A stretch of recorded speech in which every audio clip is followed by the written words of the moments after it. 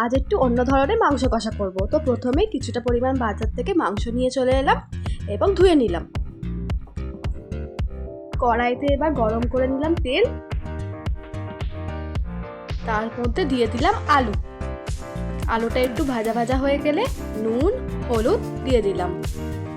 বেশ আলুগুলো লাল লাল হয়ে যাওয়ার পরে আলুগুলো তুলে দিলাম। এরপর তেলের মধ্যে গোটা গরম মশলা, তেজপাতা, জিরে আর শুকনো লঙ্কা দিয়ে দিলাম। কড়াইতে পেঁয়াজ দিয়ে বেশ ভাজা ভাজা হয়ে এলে একটু তার মধ্যে পরিমাণ মতো নুন দিয়ে দেবো, তো চিনি দিলাম। রংটা পরিবর্তন হয়ে গেলে এবার তার সাথে আদা বাটা, রসুন বাটা, লঙ্কা গুঁড়ো, হলুদ গুঁড়ো এবং মিট মশলা দিয়ে ভালো করে কষিয়ে নেব এবং এর মধ্যে একটু জল দিয়ে দেবো। জল দিয়ে আর একটু কষিয়ে নেব, তারপর একে একে মাংসগুলো দিয়ে দেবো। মাংস দেওয়ার পর আবার আমরা কষিয়ে নেব এবং দেখবো জল ছাড়া অবধি প্রয়োজন মতো ওয়েট করব।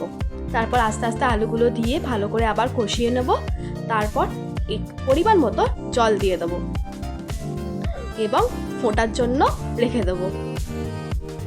ফুটে গেলেই ব্যাস হয়ে যাবে আমাদের মাংস রেডি। তো ফোটার জন্য আগে আমাদেরকে ওয়েট করতে হবে। এই যে আমাদের মাংস তৈরি, ফুটে গেলেই হয়ে গেল রেডি।